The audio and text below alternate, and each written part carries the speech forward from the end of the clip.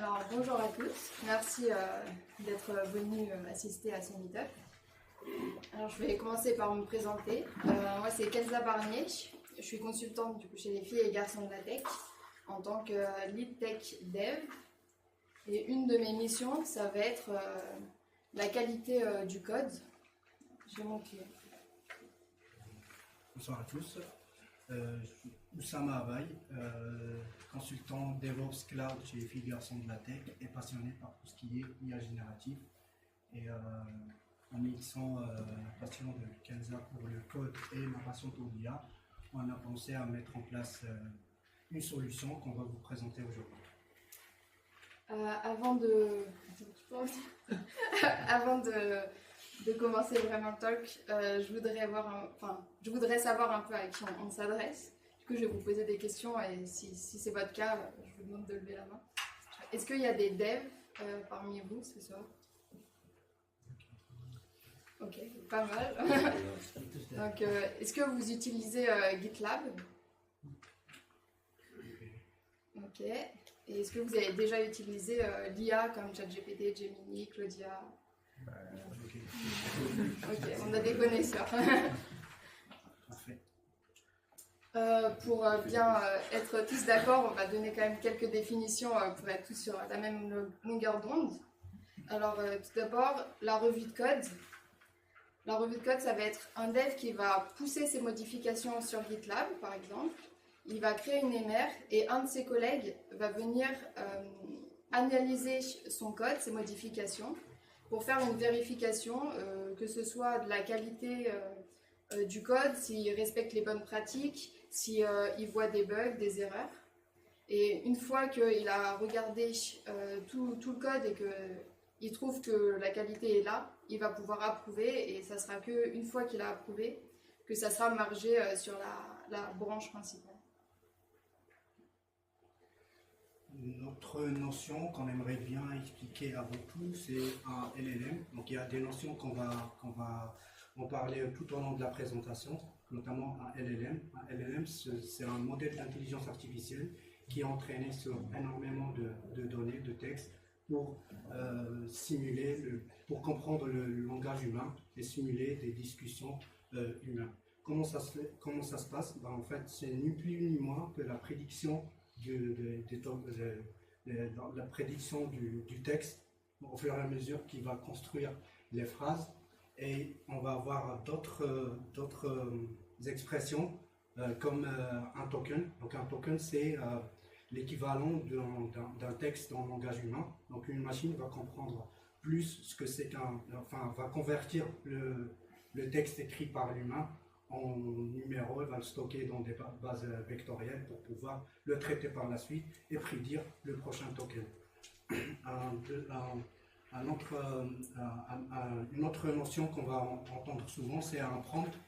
Un prompt, c'est la question qu'on pose à un modèle. Ce qu'il faut retenir, c'est que quand on pose une question à un prompt, à un modèle, il y a derrière des prompts systèmes du contexte qui ont envoyé aussi, et c'est sur ce genre de mécanisme qu'on joue pour avoir plus ou moins des réponses concrètes de la part des modèles. Pour pousser un peu plus loin cette folie que l'intelligence artificielle nous a permis de faire, il y a la notion d'un agentic AI qui désigne tout simplement des agents qui vont être autonomes à exécuter des tâches, à prendre des décisions et en toute autonomie. Comment ça se passe? C'est en se basant sur trois principaux concepts qui sont l'instruction. Donc il faut lui donner des instructions bien définies au niveau du prompt. Il faut lui préciser un objectif bien défini. Et il faut utiliser les compétences. Parmi ces compétences, c'est le modèle en lui-même. Donc c'est le cerveau qui va analyser la demande et il va exécuter et va prédire le texte pour générer la réponse. Des outils donc, pour pouvoir exécuter les actions et récupérer de la donnée, et une mémoire pour optimiser les réponses et les envois des tokens. Je vous donne quelques exemples des agents IA. Par exemple, un agent un agent personnel sur WhatsApp, sur lequel je peux lui demander dès le matin analyser mon agenda et me dire tout le programme que j'ai aujourd'hui. Donc il va utiliser un LLM pour analyser ma demande. Il va utiliser des outils, donc notamment mon agenda. Il va avoir accès à mon agenda. Il va analyser le contenu de mon agenda et il va prédire le texte pour construire la réponse et me répondre. Si je veux lui faire des actions, donc je peux lui demander de me caler un rendez-vous sur mon agenda avec une personne X de mes contacts. Il va pouvoir exécuter ces tâches. Donc, notamment aujourd'hui avec de l'agentique AI, on peut faire ce genre d'automatisme et c'est dans ce cadre qu'on a pensé notre solution qui va se baser sur de l'agentique AI pour exécuter des code review automatiquement pour des équipes. Au lieu qu'on alloue cette tâche à un développeur ou à une personne de l'équipe, là on peut imaginer un LLM derrière qui, en envoyant une merge request, va pouvoir analyser le code et en se basant sur des bonnes pratiques qu'on va lui définir dans le prompt, nous répondre à notre question. Pour donner un peu de contexte d'où ça nous est venu, c'est notre constat de départ.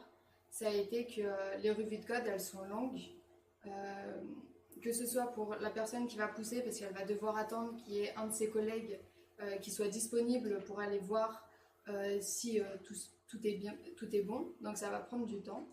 Et ça va prendre du temps aussi à la personne qui va relire, parce que il peut avoir beaucoup de fichiers modifiés, il va falloir avoir une vraie lecture, réfléchir, il va falloir avoir une double lecture aussi, technique, pour voir qu'il n'y a pas de problème, de bug, d'erreur, mais aussi fonctionnel, pour être sûr que les modifications, elles ont un sens et qu'elles soient justes d'un point de vue fonctionnel.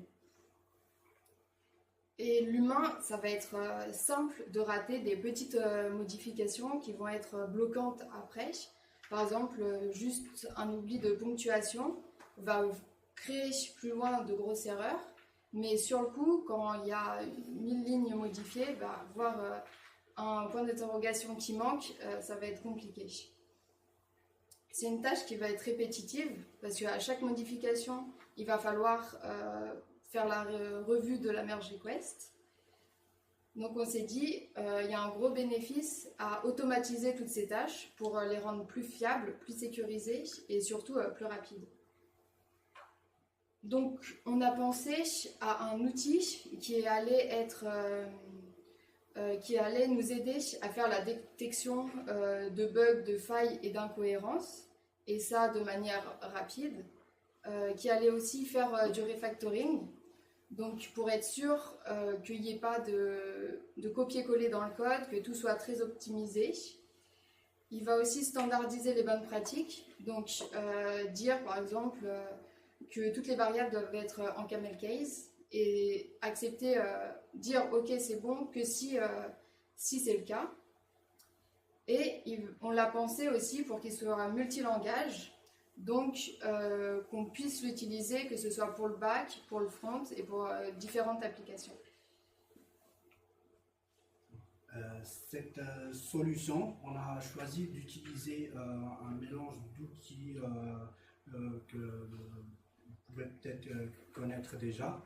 Donc, je commence par GitLab. Donc, GitLab, pour ceux qui ne connaissent pas, c'est une plateforme DevOps qui permet d'héberger du code source applicatif avec plusieurs fonctionnalités, notamment faire du CI/CD, faire des merge requests, faire des traitements des issues, des traitements des tickets, etc. Et ça nous a permis facilement, avec sa capacité sa façon facile de s'intégrer à d'autres solutions, de l'intégrer avec notre deuxième outil qui s'appelle Anyeten.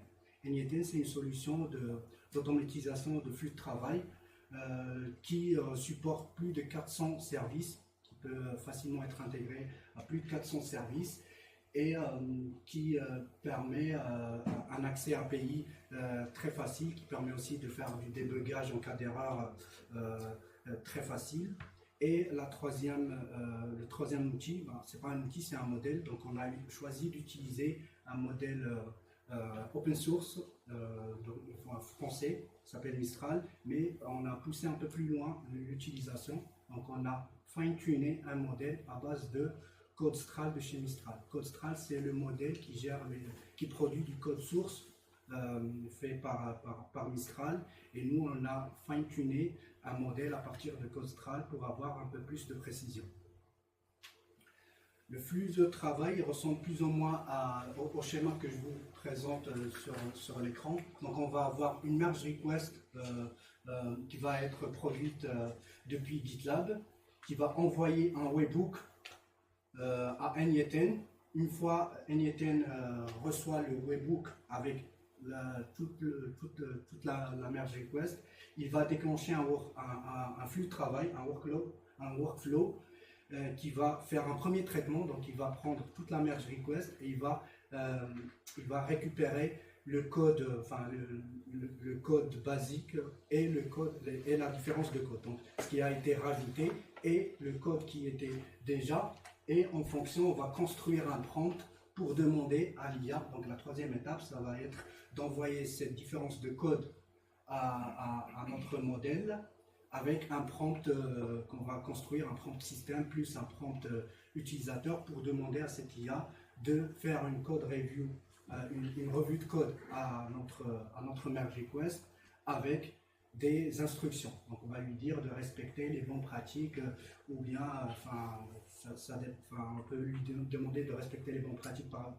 rapport au langage de programmation utilisé. On peut lui demander de exécuter des tests unitaires, de vérifier si les tests unitaires sont déjà écrits. Sinon, on peut lui demander de faire des propositions des tests unitaires qui manquent. La quatrième étape, c'est que l'IA va va traiter notre demande, va faire la review et va renvoyer un rapport avec toutes ces réponses, et derrière N8N va déclencher une réponse, va envoyer cette réponse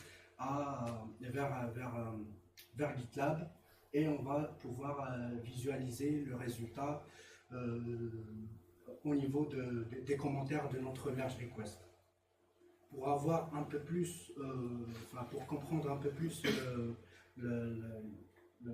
cette implémentation, je vais vous présenter notre workflow. Donc ici, c'est sur l'interface N8N. Comme je vous l'ai dit, c'est une interface qui permet de faire du no-code et qui permet de faire des automatisations de flux de travail.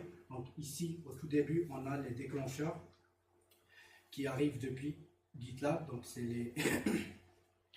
les récepteurs qui récupèrent les webhooks envoyés par GitLab. Ensuite, on a tout un traitement qu'on fait pour extraire la différence des codes entre ce qui était déjà dans la merge request, ce qui a été rajouté. Et ensuite, on crée notre agent qui va analyser via un prompt système. Donc ici, vous voyez, je vais zoomer.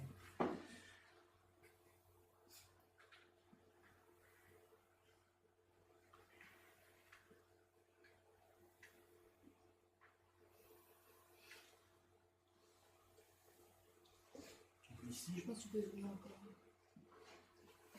Vous avez la voir au fond de la salle? Zoom encore.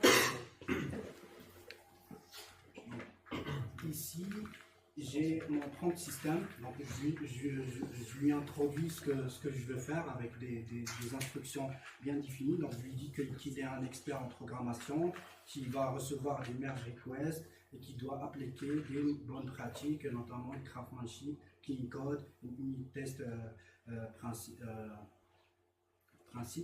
Et derrière, je vais lui donner la façon dont je veux qu'il réponde. Donc, je lui dis que je veux qu'il accepte ou il rejette la merge request, qu'il donne un score par rapport au code produit, et derrière il fait des propositions avec des arguments des choses qui manquent. Donc si jamais le code il est mal formaté, il peut faire des propositions des snippets de code de la façon dont on peut améliorer notre code. Et dans le prompt utilisateur, donc je lui dis le code original et je le récupère depuis le traitement que je fais pour récupérer le code original, plus le code qui a changé que je récupère aussi du traitement que je fais pour récupérer le code, le nouveau code. Ensuite, j'envoie tout ça à mon modèle, fine-tuné. Donc, on le voit ici, j'ai une liste de modèles et parmi ces modèles, j'ai un modèle que j'ai fine-tuné. Ce n'est pas des modèles fournis par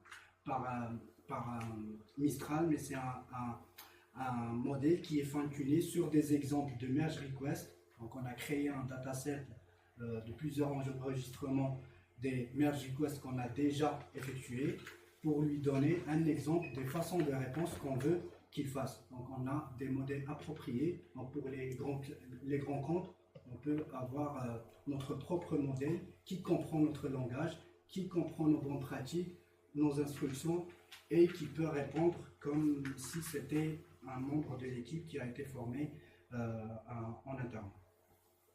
Ensuite, on utilise une mémoire pour que si jamais on envoie une merge request plusieurs fois, il n'a pas à solliciter le modèle histoire d'optimiser les tokens parce que on verra ça par la suite. Tout ça, ça a un coût d'envoyer des requêtes au modèle, que ce soit en termes de ressources ou en termes financiers.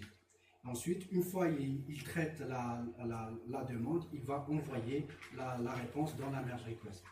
Je vais exécuter un exemple devant vous. Donc, on a ici deux projets, un front et un back.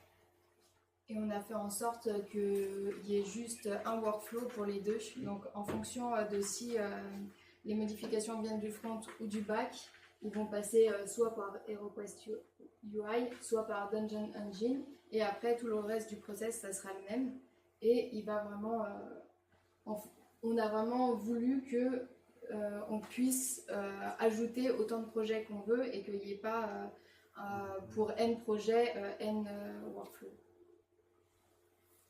Ici, je prends un projet, j'ai une branche dans laquelle on a développé une fonctionnalité et je vais créer ma merge request. Donc, je vais merger ma fonctionnalité l'ajout de date dans ma branche main. Et une fois que la merge request est effectuée, on va voir qu'il va y avoir un workflow qui va s'exécuter. Et derrière, voilà, en quelques secondes, j'ai ma réponse de mon agent qui répond avec... je vais essayer de zoomer. Donc, en fait, on a fait en sorte qu'il va itérer sur les différents fichiers qu'il va trouver dans la merge request et il va, en fonction des instructions qu'on lui a données, donc il va détecter le fichier, il va dire j'accepte ou je refuse cette merge, ce fichier, ce qui a été produit dans ce fichier. Ensuite, il va donner un score par rapport au résultat et derrière, il va donner des explications sur la façon dont on peut améliorer notre code et derrière, donc, il donne un exemple des tests unitaires qu'il a détectés qui ne sont pas effectués dans cette branche. Pareil, si il va détecter plusieurs fichiers, donc ici, on va essayer avec le deuxième workflow.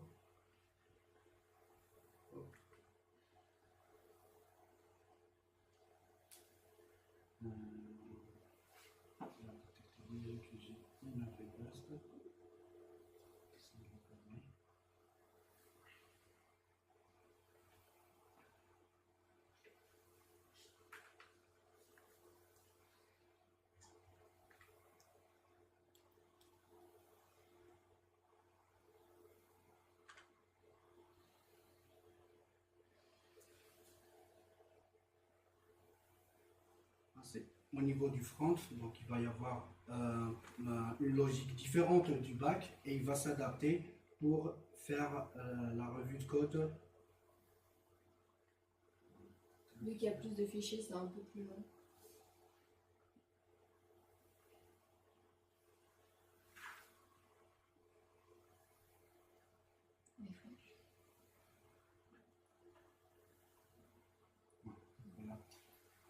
Donc là, il a détecté qu'il y a plusieurs fichiers, donc il va faire pareil. Il va donner un score, accepter ou rejeter, et en fonction, il va nous proposer des tests unitaires et il va itérer sur les différents fichiers qu'il va retrouver dans la merge request. Et on va voir par la suite que c'était une des améliorations qu'on a fait à cette implémentation pour faire en sorte que toutes les requêtes sont acceptées au niveau du modèle, parce qu'il y a une limitation en termes de tokens en envoi. En fait, on ne peut pas envoyer toute la Terre en une requête. Il faut que ça soit optimisé pour accepter les limitations qui sont déterminées par chaque modèle. On a eu la chance d'utiliser Mistral qui accepte en contexte et en token input jusqu'à 256 000 tokens en input. Donc ça nous a permis de trouver une solution pour optimiser les merge requests qu'on envoie. Alors maintenant qu'on a vu la démo, on va voir un peu aussi ce que ce retour d'expérience, ce que ce POC nous a montré. Donc tout d'abord les avantages et les gains de cette solution. Le cycle de revue, il va être accéléré. Parce que du coup, on a, comme on a vu tout à l'heure, une réponse qui est quasi instantanée dans la merge request.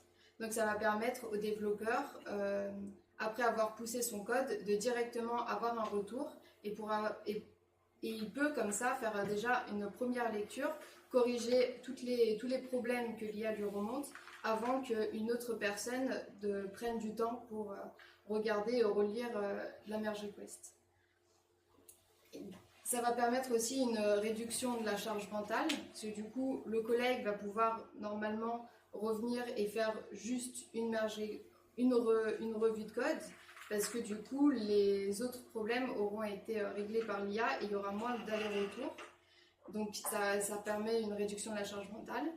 L'intégration, on a pu la voir, elle est fluide. Donc le développeur, il va faire son commit, sa merge request, et après, il n'a rien d'autre à faire. Enlighten, il va récupérer les modifications du code directement grâce au webbook et ensuite il va directement mettre les commentaires dans l'AMR sans qu'il y ait besoin que le développeur fasse une action en plus. Le feedback, il va être traçable, donc à chaque fois toutes les modifications qu'il y a besoin de faire se retrouvent en commentaire de l'AMR. Et il va être standardisé parce qu'on a demandé que ça soit d'une manière très spécifique, le retour.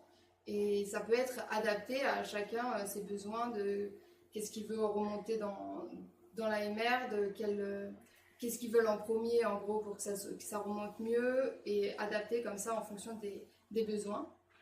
Et enfin, ça va permettre une qualité du code plus homogène.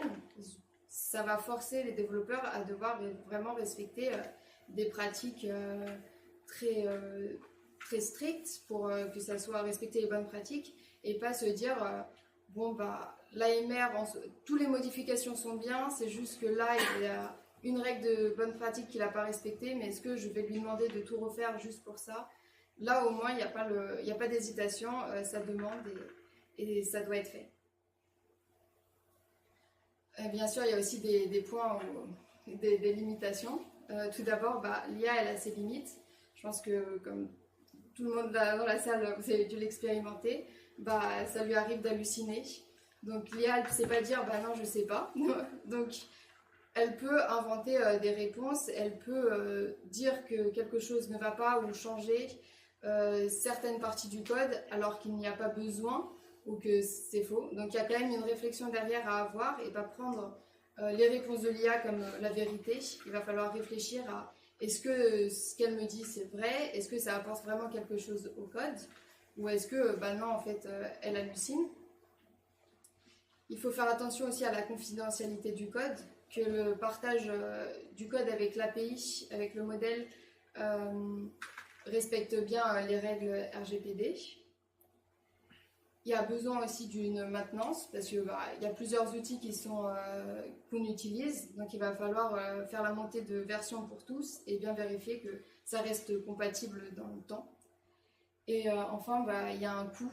Donc, chaque appel API au modèle, elle a un coût. Donc, en fonction du nombre de requêtes qui vont être faites, le coût il peut augmenter. Enfin, il va augmenter et il peut augmenter beaucoup. Donc, on a fait une petite analyse des coûts. Donc, approximativement, on s'est dit qu'en fonction de la taille de l'entreprise, le nombre de requêtes, elles allaient changer. Donc, plus l'entreprise est petite, moins il y aura de requêtes faites. Et plus l'entreprise est grosse, plus il y aura de requêtes faites. Et on a regardé aussi les coûts des appels unitaires par API. Et pour comparer un peu en fonction des différents modèles et des différentes tailles d'entreprise, l'évolution du coût par an. Ce qu'on a pu retenir, c'est que en gros, les LLM qui coûtent le moins cher aujourd'hui au marché, c'est le GPT-5 Nano, le moins efficace, mais il est moins cher. Et le plus cher, c'est le Claude Sonnet 4. Et par contre, il est efficace dans l'analyse du code, dans l'analyse du texte et de produire des réponses un peu plus efficaces. Thomas peut le confirmer aussi. Et justement, on a pensé cette étude pour faire une comparaison en fonction de la taille des équipes. Donc, plus l'équipe, comme on dit, plus les équipes ils sont grands, plus le nombre de requêtes vont être augmentés. Et ce qu'il faut retenir aussi, c'est que l'utilisation d'un modèle via API va produire une dépense, que ce soit technologique ou financière. Et ensuite, on n'a pas la main sur ce qu'on envoie à un modèle via son API. S'il y a moyen de le mettre en premise, de mettre en place les ressources pour l'héberger en premise, ça serait mieux. Alors avec ce POC, on a pu apprendre beaucoup de choses. Tout d'abord, l'IA, c'est pas magique. Le prompt, il se travaille et ça prend du temps, ça prend de la réflexion et c'est pas du premier coup et c'est pas simple. La qualité, c'est le contexte. Donc plus le contexte il va être précis, plus la réponse elle va être complète et précise aussi. Ça va être un processus itératif. Donc on va faire un essai avec un prompt et on va voir la réponse et il va avoir des problèmes dans cette réponse. Donc on va revoir le prompt pour l'améliorer et ainsi de suite. Et on va faire plusieurs allers-retours comme ça, à tester différents prompts pour arriver à un résultat qui va nous sembler bon. Mais ça ne va pas s'arrêter là parce qu'il va falloir continuer, même durant l'utilisation, il y aura toujours besoin d'améliorer le prompt, donc c'est un processus vivant. Plus on va l'utiliser, plus on va pouvoir voir des limites, plus on va pouvoir corriger grâce au prompt, et ainsi de suite. Ça ne va pas être adapté à tous les projets aussi. Il va falloir que ça soit un projet qui va suivre un peu la méthode agile.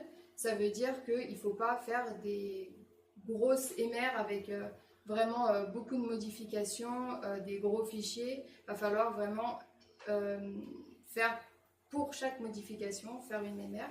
Parce que le problème avec les grosses MR et les gros fichiers, c'est qu'on va vite atteindre la limite du token, comme Oussama disait tout à l'heure. Et que donc l'IA, une fois qu'elle atteint cette limite de token, elle ne va plus voir le reste du fichier. Elle va s'arrêter, elle va se dire, voilà, et elle va renvoyer une réponse qui sera du coup partielle. Et on a aussi une vue pour l'instant qui est limitée. Donc l'IA va voir, le modèle va voir juste les modifications qui ont été faites dans cette MR, mais elle ne va pas avoir tout le contexte derrière de l'application. Donc ça limite quand même la réponse qu'elle va donner. On a pensé aussi avoir des approches un peu plus personnalisées en fonction des projets. Donc notamment avoir des prompts adaptés avec des bonnes pratiques métiers. Pour chaque projet, on peut personnaliser le prompt pour lui dire pour lui expliquer un peu plus le contexte métier et pour lui donner des instructions pour qu'il respecte ces bonnes pratiques. Aussi, là, comme on a fait l'expérience d'avoir des LLM, des modèles fine-tunés pour enrichir les retours, ben, l'expérience qu'on a fait en sorte que quand on a fine-tuné le modèle, il a respecté la structure de l'entraînement qu'on lui a donné. Donc il répond vraiment en respectant la forme qu'on lui a définie dans l'entraînement. Il y a aussi la possibilité de faire des flux de travail dédiés à d'autres tâches. Donc, par exemple, on peut imaginer un flux de travail qui va en fonction de comment ça s'est déroulé, le déploiement sur plusieurs environnements, dire plusieurs environnements non production, dire un go ou no go sur la production, dire que si on lui donne des instructions pour dire si par exemple les pipelines se sont bien déroulés sur tous les environnements, si le changement du code respecte les bonnes pratiques des tests unitaires et tout ça, ben dans ce cas on peut dire un go ou no go pour passer en production. Il y a d'autres flux de travail qu'on peut imaginer comme ça pour donner la possibilité à l'IA de nous apporter de la valeur. Un autre point, on peut étendre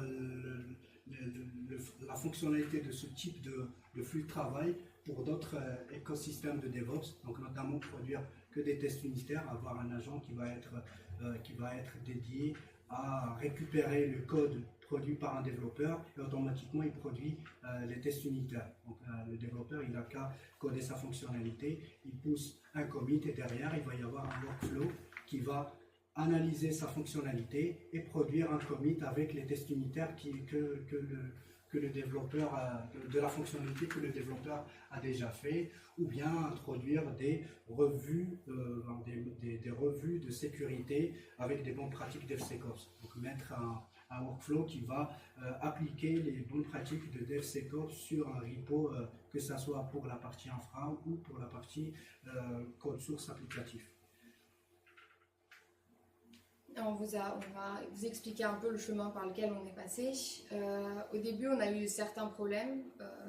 On a eu, quand il y avait des pics d'activité, il y avait des pics de latence, du coup aussi, en parallèle.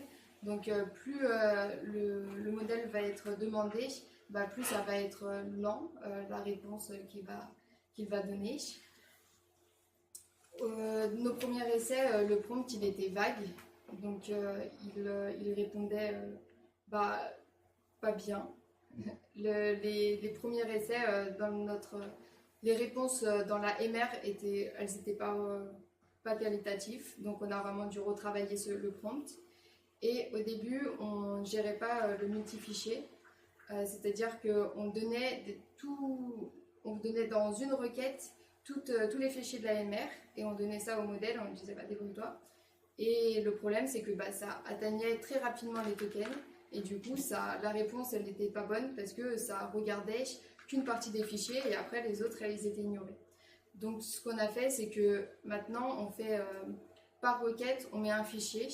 Comme ça, la limite des tokens, elle n'est pas atteinte et tous les fichiers sont traités et gérés. En chemin pour résoudre ces différents problèmes, on a commencé les premiers essais avec un modèle en local. Un modèle open source Mistral en local, ce qui nous a produit de la latence. Et ensuite, pour améliorer, et en fait c'était trop vague parce que Mistral c'est pas fait pour le code. Du coup, on a fait améliorer ça pour faire des essais avec un modèle plus spécifique sur le code qui est CodeStral de chez Mistral via l'API de Mistral. Donc on a résolu deux problèmes. Premier problème, c'était les réponses vagues que le modèle répondait. Et le deuxième problème, c'était les latences parce qu'on utilisait l'API de Mistral et pour pousser un peu plus loin les résultats qu'on voulait avoir, c'est la troisième solution, c'est on a fine-tuné le modèle avec un modèle custom à partir de CodeStral avec un dataset des revues que les LLM ont déjà produites. Donc on a pris, vu qu'on a une traçabilité des feedbacks, on a pris tous les réponses qu'il nous a déjà fait, on a construit des datasets à partir de ces revues de code et on a donné pour fine-tuner un modèle custom à partir de CodeStral, ce qui nous a permis d'avoir des résultats un peu plus poussés. Et du coup, au final, on a une solution qui a une intégration fluide avec une communication entre GitLab et n8n qui est totalement fluide grâce au webhook. On va voir les modifications qui vont être directement envoyées à n8n grâce au webhook, et n8n va directement mettre les réponses dans l'AMR. Et on a vraiment pensé cette solution pour que l'IA, ça devienne vraiment un coéquipier et pas juste un chatbot. On a aussi pensé à avant de finir ce talk, on a pensé à partager avec vous quelques exemples de cas d'usage pratique. Donc on peut penser à des monorepos, que ce soit de manifeste Docker pour construire des images, de manifeste N au déploiement Kubernetes, ou de l'infra as code, de la configuration, dans lequel l'entreprise a déjà des bonnes pratiques, des couloirs sur lesquels il faut respecter pour créer cette image, etc. Donc tout ce knowledge, tout ce savoir, on peut le faire appliquer à une IA pour qu'elle fasse des merge requests en respectant ces bonnes pratiques. Donc moi, en tant que je fais partie d'une équipe, je vais pousser mon image dans le repo central de mon entreprise. Là, je vais pousser une merge request. Il y a une IA qui va appliquer toutes les bonnes pratiques que l'entreprise a mis en place pour dire oui ou non, on accepte cette merge request pour pousser ta fonctionnalité dans un monorepo partagé par toute l'entreprise. Pareil pour des chartes N ou des déploiements Kubernetes ou de l'infra as code ou de la configuration. Donc ça peut être, c'est des cas d'usage qui peuvent être efficaces dans l'application de ce genre de workflow, parce qu'il n'y a pas besoin d'intégrer cette notion de métier, d'avoir des risques par rapport à type d'application, la criticité de l'application. Donc c'est des cas d'usage dans lesquels on peut s'amuser à mettre en place ce genre de workflow.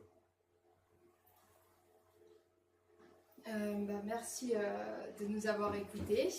On a quelques questions pour vous, si vous pouvez prendre le temps, vous pouvez scanner le QR code et nous faire un retour sur la présentation. Et sinon, si vous avez des questions, on vous écoute. Merci. Merci.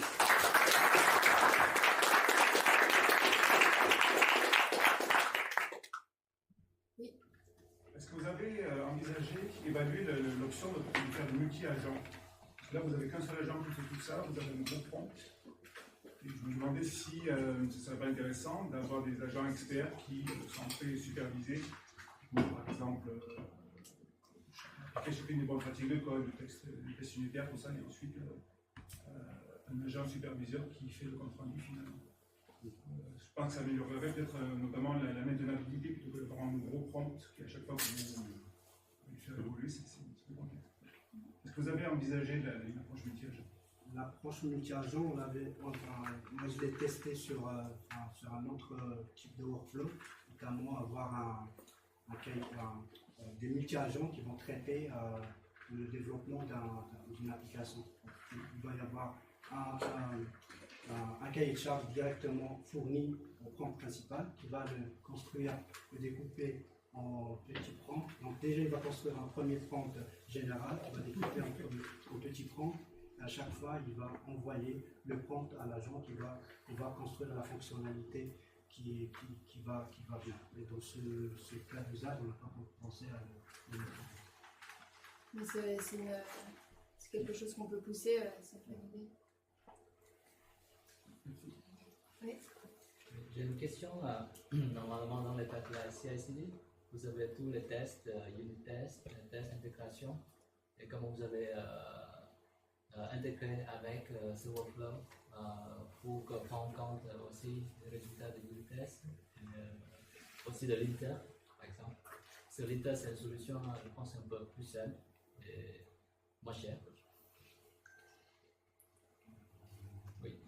Comment vous allez utiliser ces résultats de l'unit test, intégration, de l'inter et test, intégration avec workflow? On n'a pas encore pensé, mais le fait d'utiliser des solutions comme n8n qui sont facilement intégrables il y a des API qui supportent des appels API et qui permettent d'exécuter. J'imagine que c'est une des améliorations qu'on peut penser à mettre en place. Combien de temps ça vous a pris pour fine-tuner le modèle Pour le fine-tuner, pour exécuter pour fine-tuner un modèle, ça doit prendre du temps, non? En fonction des ressources, mais ça m'a pris 45 du minutes. dataset, L'exécution, ça m'a pris 45 minutes. Après, la réflexion sur préparation du dataset et tout ça, ça m'a pris quelques jours. Ouais. J'ai testé avec des datasets qui donnaient des résultats plus ou moins pas efficaces, et en itérant sur ce genre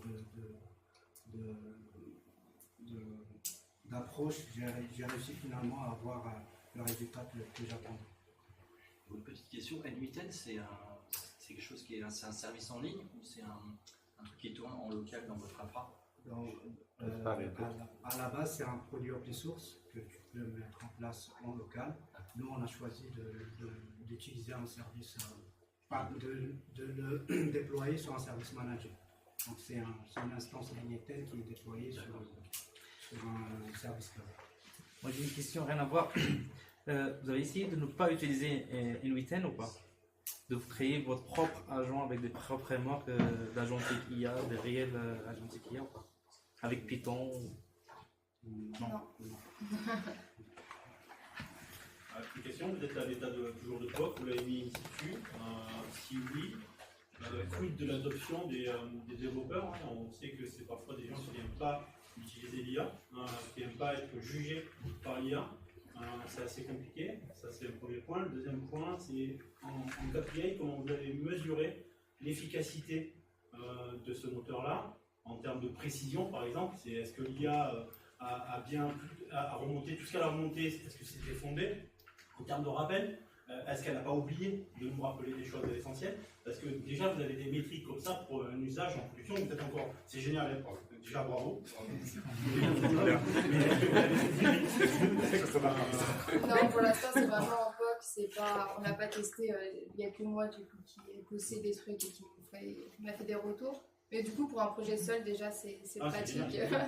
Et la boucle de retour de feedback aussi, parce que là, on parle de fine-tuning au départ. Donc là, on va créer aussi des MR, on va peut-être sûrement les modérer, les valider. Est-ce qu'il y a une boucle de retour qui va refine-tuner votre moteur? On peut imaginer ces mécanismes-là. On peut imaginer aussi déjà, pour fine-tuner correctement, comme je le disais tout à l'heure, il faut beaucoup de volume. Le dataset, vous avez dû vous embêter déjà pour en avoir quelques-uns. Est-ce qu'on ne peut pas se baser déjà sur tous les MR qui existent et tous les commentaires qu'on a récupérés de GitLab et pour aller alimenter le système? Et ça va apprendre vraiment la façon de coder de l'entreprise au plus près. Il y a plein de questions là-dedans, je suis désolé. Remettez dans l'ordre. Pour répondre pour l'adoption pour l'IA, je pense que ça va vraiment dépendre de l'équipe. Et bon, je sais que ça ne plaît pas à tout le monde quand je dis ça, mais aussi de l'âge des personnes qui sont dans l'équipe. Si les personnes sont très jeunes dans l'équipe, en général, ils utilisent déjà l'IA et il n'y a aucun souci. Je vois, moi, dans mon équipe, il y a beaucoup de jeunes et du coup, mettre l'IA en une solution comme ça, il n'y en a aucun qui va faire un retour en disant bah, non, je ne veux pas être jugé par l'IA parce que de toute façon, il l'utilise quotidiennement et c'est quelque chose qui rentre. Après, je sais que on a un collègue qui, lui, est un peu plus réfractaire à ça.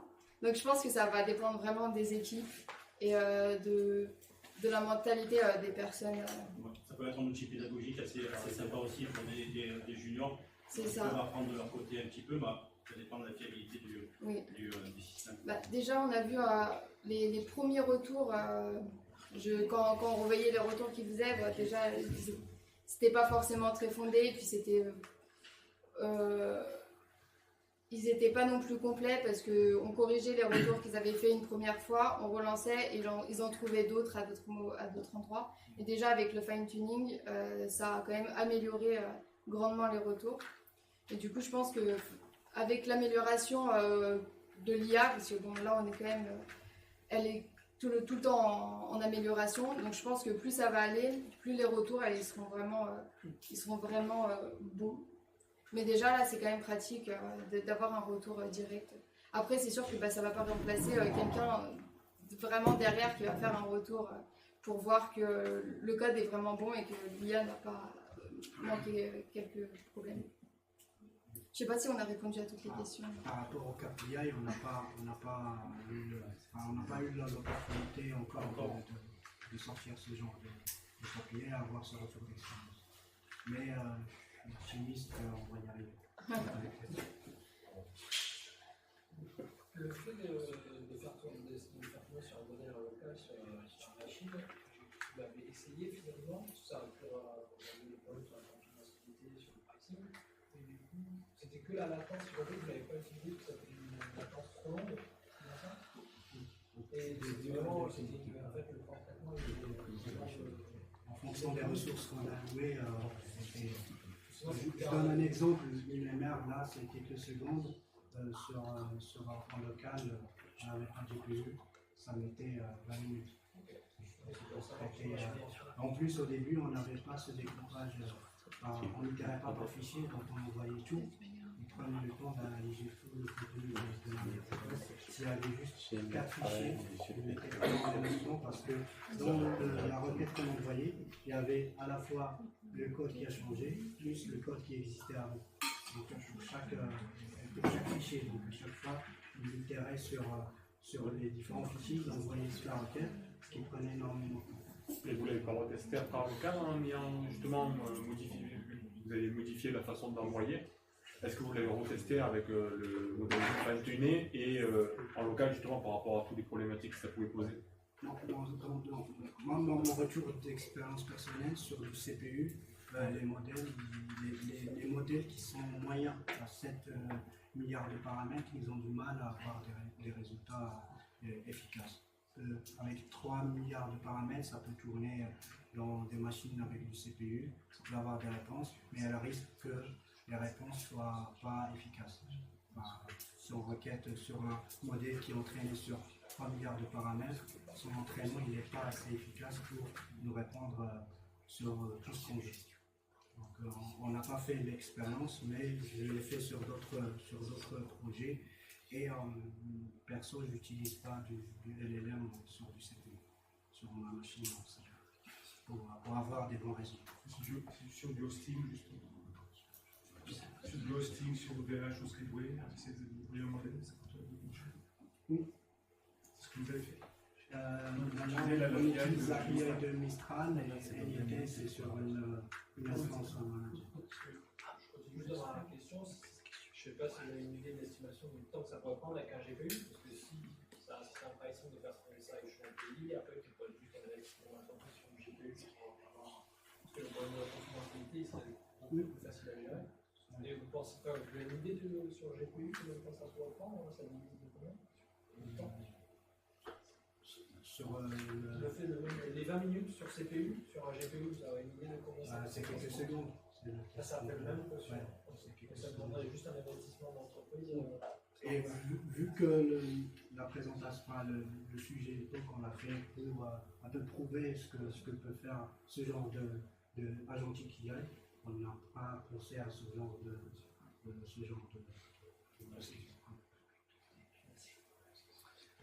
Une question, là, si vous parliez tout à l'heure de contexte, vous parliez de front, donc c'est bien de l'adapter. Du coup, vous avez essayé d'envoyer avec la MR le contexte de cette MR-là.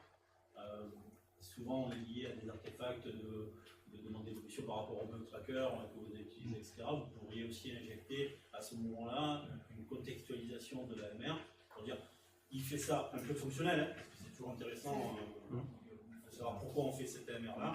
Donc, contextualiser encore plus, est-ce que c'est des choses que vous avez essayé et vous avez obtenu plus de résultats ou c'est encore des choses que sur l'étude et vous allez dans l'étape 2 le faire?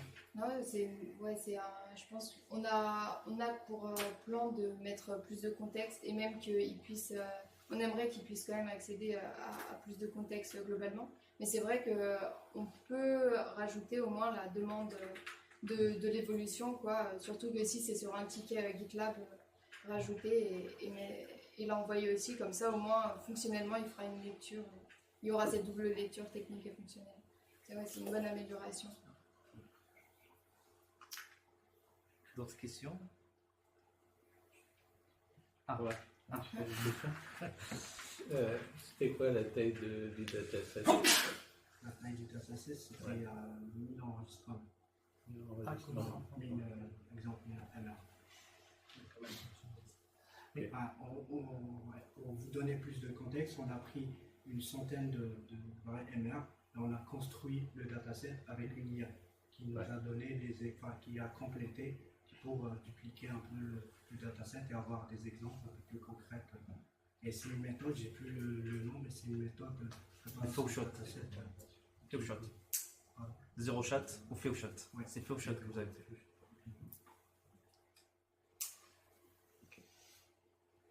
Et ouais, j'avais une autre question. Est-ce que votre IA, des fois, il ne manque pas des informations pour bien répondre? Donc, est-ce qu'elle ne pourrait pas demander par elle-même des fichiers qui lui manquent afin d'apporter une meilleure réponse? Donc, vous avez modifié du code, mais en fait, votre classe, elle fait référence à d'autres fichiers que l'IA n'a pas. Et elle pourrait éventuellement les demander pour enrichir son contexte et répondre plus finement à la réponse. Mais par exemple, si elle appelle une fonction, demander quelle est cette fonction pour voir ensuite. Ouais. Non, on n'y a pas pensé. Après, nous, on était vraiment parti sur vous donner. On voulait qu'elle puisse accéder directement vraiment à tout le code et pouvoir. Mais du coup, ça serait ça serait l'idéal. Et on était plus parti sur ça, mais c'est vrai que ça serait une possible solution pour au moins qu'elle ait le contexte dont elle a besoin. Mais on n'y a pas réfléchi, non, on n'y avait pas pensé. En fait, le fait d'avoir un repo de code qui ne sera pas, quand on travaille sur une application, le repo de code, il n'est pas fini. Donc on ne peut pas faire en sorte de le donner, que ce soit en pré-training, dataset pour entraîner, ou bien en contexte qui change au fur et à mesure. Ouais, j'y ai pensé, on a pensé à ce type de solution, mais on était limité à chaque fois parce que on va envoyer quelque chose aujourd'hui qui fonctionne, le code va évoluer, il faut qu'à chaque fois qu'on donne, que ce soit dans le training ou bien dans le contexte, donner la totalité du repo, c'est pas possible, on est limité Je dans ne le dis pas la contexte. totalité du repo, mais tu peux mettre un tag pour ton pool actuel. Et quand tu vas chercher ton fichier, tu les recherches en fonction du tag. Donc même si ça a évolué derrière, toi tu récupéreras toujours la bonne version du fichier. Il va récupérer un fichier, et s'il veut avoir le contexte de tout le projet, il doit récupérer. Ah non, je ne dis pas du tout le projet, je dis simplement de ce que tu as modifié toi. Non, le contexte, juste le contexte qu'elle a besoin, juste aller piocher ce dont elle a besoin. Dernière question? Ou pas? Ou c'est bon? Moi j'aimerais savoir, vous parlez de coût, mais vous ne donnez pas d'exemple. C'est quoi? C'est en centimes, en euros, en dizaines d'euros? C'est en euros. Là, c'était des 1000 euros par an? Pour 100 000 100 000 pour des organismes de plus de 300 développeurs, avec plusieurs équipes. Et, après, il y a aussi la possibilité, par exemple, de se dire, si l'entreprise, elle se dit, j'ai un budget de temps, elle se dire, il y a tant de... Enfin, une fois qu'on a atteint ce budget, bloquer et dire, après, vous faites 100, quoi, et pour pouvoir aussi limiter et borner les dépenses, c'est possible aussi, et dire, si vous faites plus de... si vous faites vraiment beaucoup de requêtes, on va vous limiter.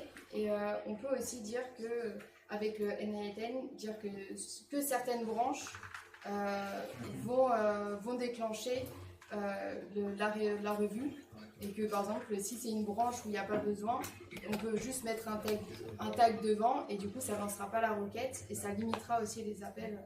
Donc il peut avoir aussi ces solutions pour un peu limiter et pas pas partir en exponentiel. Concrètement, un merge request, c'est quoi? C'est 1 centime? Vous avez évalué ça? C'était compliqué parce que c'est en fonction de la taille de la merge request. Donc, si, Je sais pas, vous avez fait 100 exemples ou 1000 exemples, ça coûte une facture de combien? De 10 euros, c'est un peu simple. En fait, là c'est vraiment, c'est approximatif et c'est pas, on a pris en fait un appel API, combien ça allait coûter en fonction du modèle. Et par exemple, si dans la MR il y a 7 fichiers, ça va faire 7 appels, donc 7 fois le prix de l'appel unitaire.